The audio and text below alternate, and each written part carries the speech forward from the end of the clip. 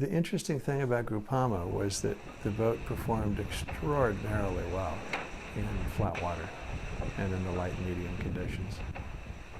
And I knew that numerically, but that was something that I came to appreciate more and more as I sailed in the boat, just how powerful that tool was as a navigator to be able to pick your weather.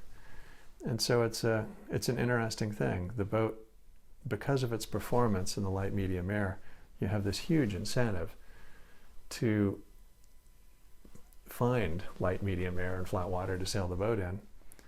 And then you have this enormously powerful tool that you can use to achieve that, to get those conditions. And it's like taking an F1 car in the Baja 500. You have to nurse it through the bumpy parts, but when you get a nice, flat, beautiful section of road, you can really get some miles in. And that's what Groupama was like. That it's worth the effort to find the nice conditions, because the boat's just incredibly quick when you do find them. Yeah, pretty much on any boat, your life is controlled by the weather forecasts. And on Groupama, I would get 6 forecasts a day. And so then, a forecast comes in, you download the forecast. The first thing I would typically do is just look at it and develop my own intuitive impressions. Then you compare it to the conditions you currently have, edit it as necessary so that the first part of the forecast agrees with your current observations, because your current observations are 100% real. So if a weather system is faster or slower than it was forecast at the time, you have to edit the forecast to correspond to that. And then you have to also blend out your edits, because some number of days in the future, the computer's better than you are. So that's the tricky bit. Then you start running the routes. And then running the routes is interesting. You're trying to both improve your intuition about what's going on, but you also start to have to investigate the risks. Various risks that the weather forecast is wrong, risks that a front may come in sooner, may come in later, might have more wind, might have less wind. So you're really adjusting the forecast for risks and trying to find those risks and trying to find what are all the key elements that are causing the routes to be the way they are. Then when you really understand it and you've come up with a risk-adjusted recommendation, then walk it through with the skipper and the watch captains. Then brief the crew on the forecast on deck. And then try to get a nap before the next forecast comes in. East is probably, whichever is fastest is the best. Probably just due east. Okay.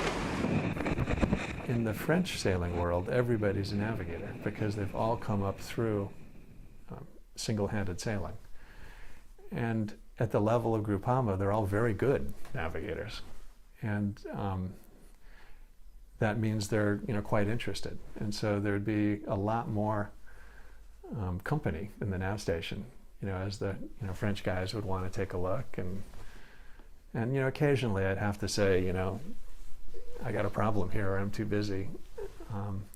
But most of the time it was, it was helpful to have that opportunity to brief, individuals in the crew. And I was able to spread kind of a detailed awareness of what's important as far as the weather goes. The biggest factor on a boat like Groupama was sea state.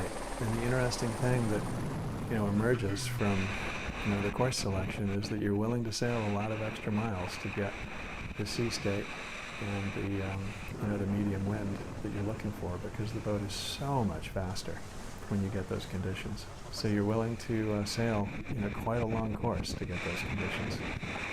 The wind itself, you'd shorten sail and you'd still make great time. But the problem is, if you do have a ton of breeze, unless you're sailing along a weather shore or something, you're going to shortly have a sea state, and eventually that sea state's going to slow you down. So it's not really that you're looking for medium air, for the wind speed per se. It's really you're looking for the flat water. The biggest difference that speed makes to a navigator is you have the opportunity and the requirement to consider more options. because the more options present themselves, the faster you are. And so in a boat like Groupama, you can consider you have the ability to change weather systems. So you can kind of hopscotch from weather system to another. You can pass fronts, go right through a front from the back to the front. And these are options that you really don't have in a lot of other boats. And it makes the navigator's job just fascinating to consider, a range of options that you'd never dream of in a conventional boat.